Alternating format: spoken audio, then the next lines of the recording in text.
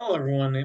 My name is Mike Moran, and we are going to be reading chapter 6 of my Believers superhero novel today. I think it's an exciting chapter, so I hope you enjoy it. Let's get to it. I'm going to share the screen for you.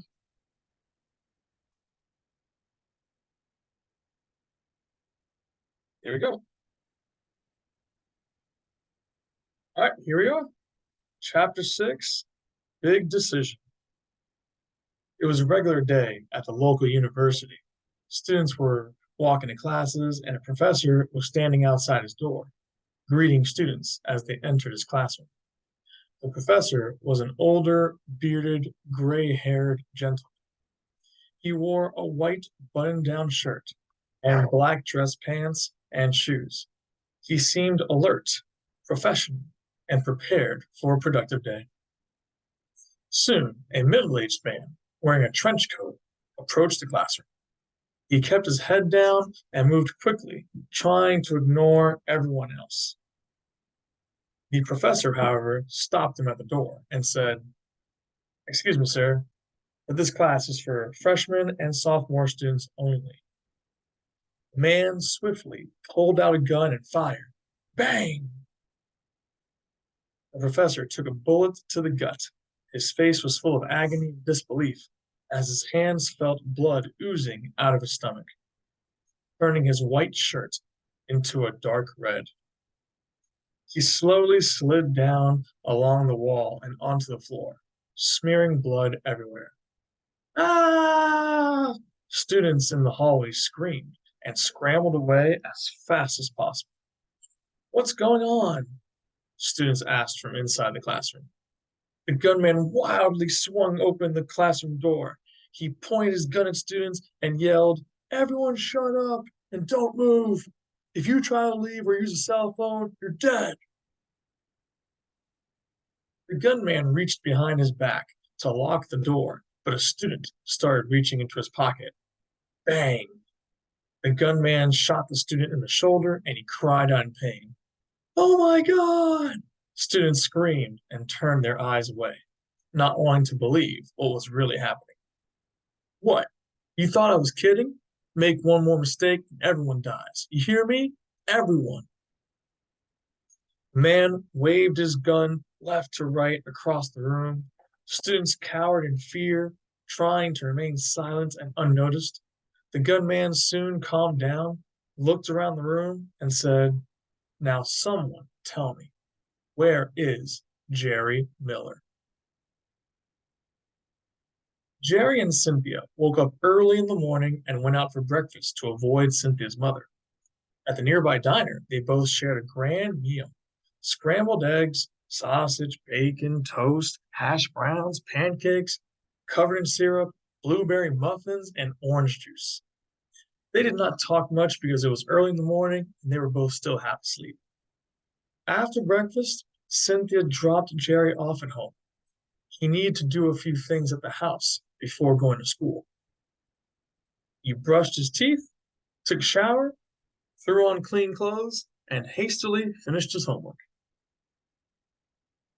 Normally, Jerry was organized and punctual, but the wild party last night messed up his schedule. Consequently, he lost track of time and was running late. He hurriedly drove to school, but when he arrived, there were cop cars and traffic everywhere.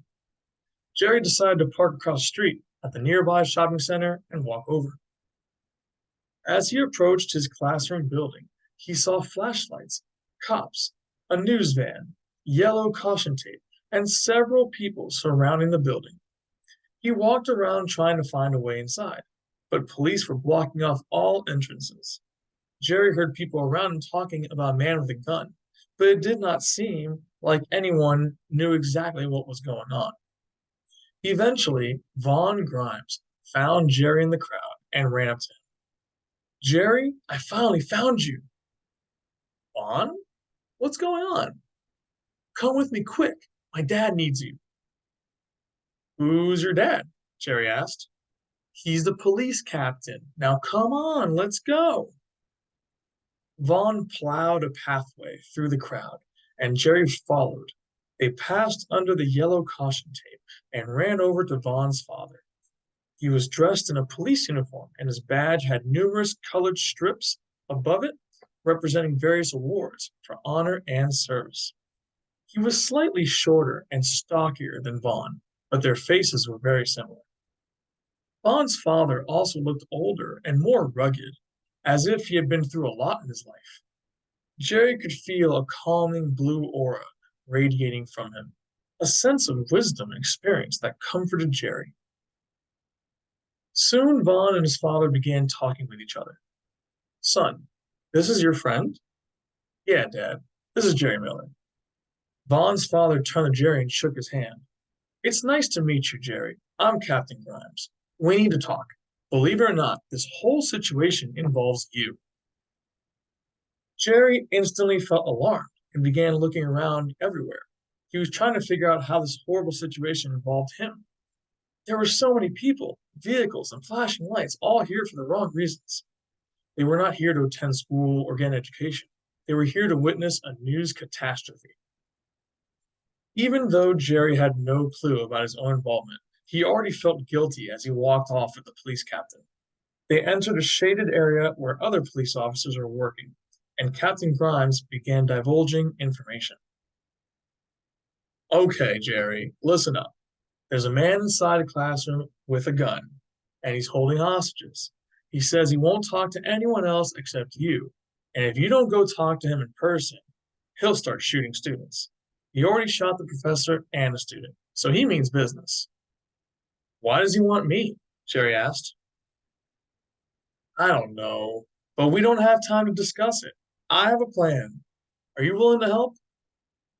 Jerry thought about it for a moment. He felt confused and could not understand how any of this involved him. Yet he knew people's lives were at stake, and if the police needed his help, he could not say no.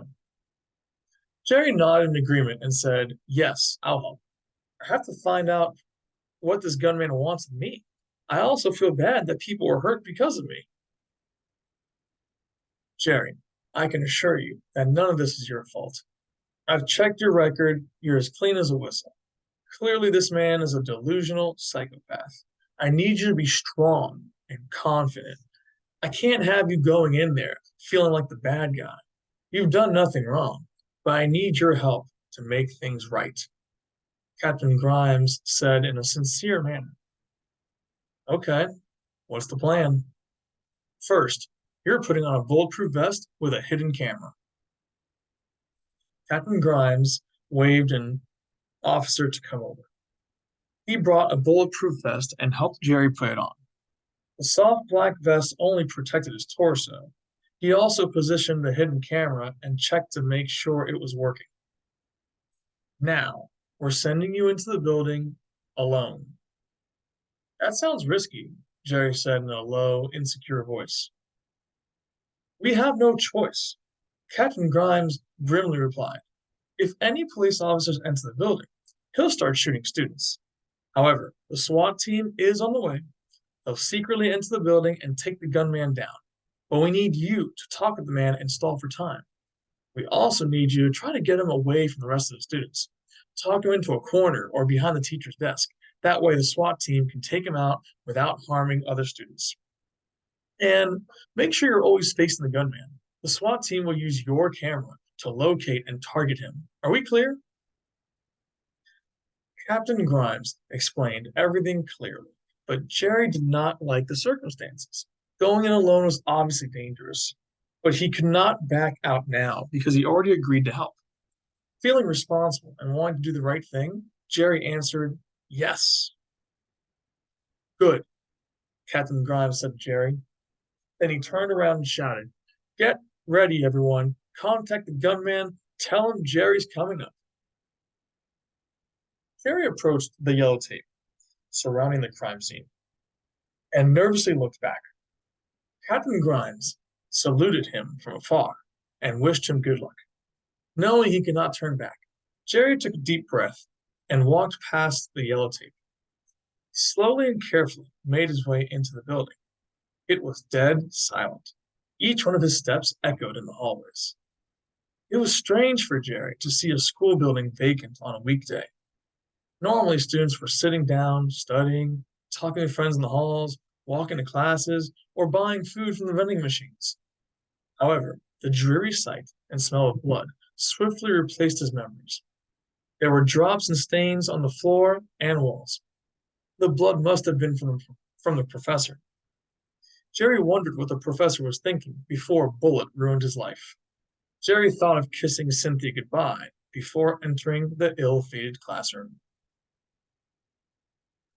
Upon entering, Jerry saw a middle-aged man wearing a trench coat and pointing a gun at him. All the students were sitting still, and the gunman was standing in the middle of the room. After a brief moment, the gunman became unexpectedly happy and spoke proudly, as if Jerry was the answer to his twisted prayers. Finally, the famous Jerry Miller has arrived. I've heard so much about you. Come in, take a seat. No, Jerry replied. Oh, we have a courageous one here. What do you think? You're tough with your bulletproof vest? I'll shoot you in the head if I have to. Jerry gave the gunman a stern look and said, You wanted to talk, didn't you? So let's talk. Fine. Let's start with question number one. Why did you humiliate my son on the track team? What are you talking about? Jerry asked. Don't play dumb with me. You beat my son, Kevin, in every event. You ruined his reputation and future.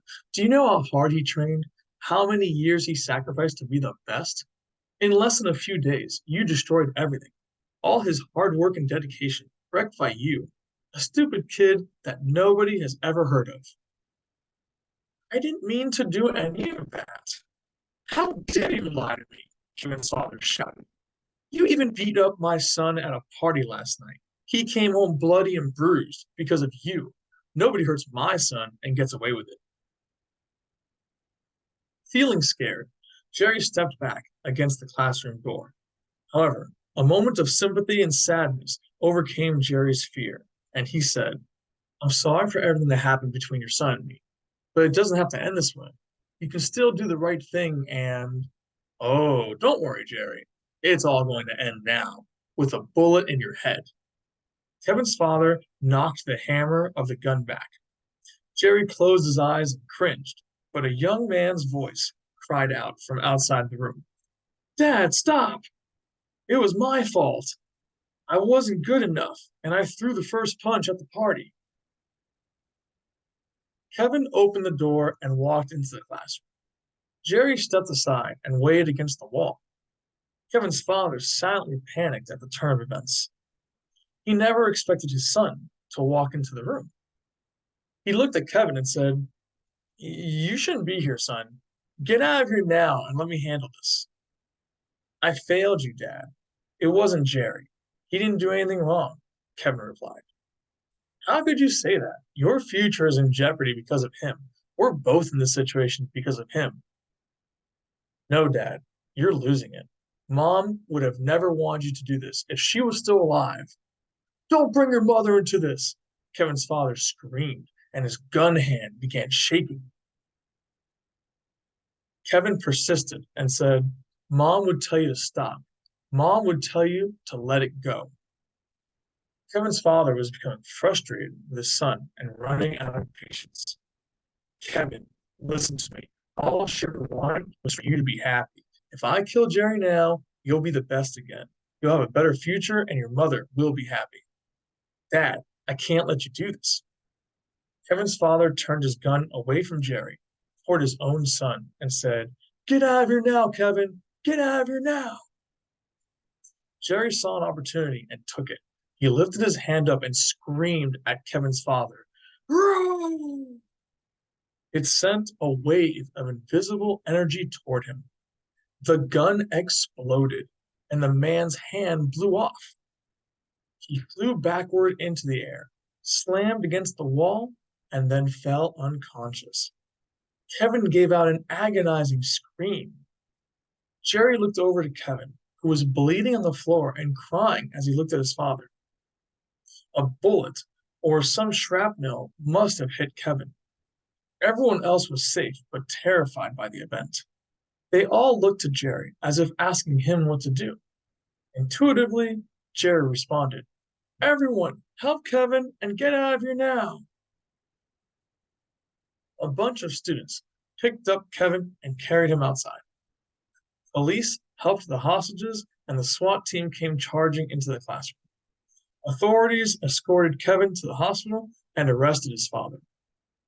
Captain Grimes thanked Jerry for a job well done, but Jerry did not feel at all happy. A father shot two random people, blew his own hand off, and almost killed his only son in less than an hour. The damage was done. Jerry failed, and neither the SWAT team nor the police could do anything to help. Vaughn ran up to Jerry and congratulated him. "Dude, that was amazing." "What are you talking about?" Jerry asked. "You saved everyone. You're a hero," Vaughn replied excitedly. Jerry looked down in shame and said, I didn't do anything. I failed." "Are you kidding me? We saw and heard everything on the camera." Vaughn tapped the hidden camera on Jerry's bulletproof vest. Jerry immediately tore off the vest and felt extremely nervous, wondering if people knew about his powers. Almost as if Vaughn could hear his thoughts, he said, "Don't worry, Jerry. Your secret's safe. The cops will prove that the gun misfired and exploded on its own." "How did you know?" Vaughn's. "How did you know, Vaughn?" "Call it intuition," Vaughn said confidently. "Plus, I saw you during track team trials. No normal person could do half the stuff you did. You threw a discus like a baseball and almost hit a car in the parking lot, which was awesome. The point is, you have something special. You're going to do great things someday, and I want to help you get there. Here's my number, so call me if you ever need anything, and I'll be there for you." Jerry saved Vaughn's phone number in his cell phone and said, "Thanks, Vaughn. But I barely even know you. Why are you helping me?" "Because I believe in you. Isn't that enough?" Jerry nodded and said, "You're right. Thanks, Vaughn." The two friends parted ways for the moment. Jerry felt better and went home to have an important discussion with his parents. Kevin Baker, however, was lying alone in a hospital bed. He was plugged up to medical machines and drowning himself in miserable thoughts. Maybe my father was right. If Jerry had never gone to tryouts, none of this would have happened. My father would be cheering me on at upcoming track events. He'd be going to work, telling jokes with his friends, and bragging about my achievements. He'd come home with dinner, and we'd be sitting together, watching TV and talking about what we did that day. My mother would be smiling and watching over us from heaven, but now she's crying with regret. My dad is rotting in jail, and my life is ruined. I'm all alone now. My friends and family won't talk to me because they think I'm psycho, like my dad. None of this would have happened if I hadn't met Jerry. Jerry, Jerry, Jerry. It's all Jerry's fault. All Jerry's fault. So that's it. We finished chapter 6. I hope you all enjoyed it. And the next video will most likely be chapter 7. Thank you so much.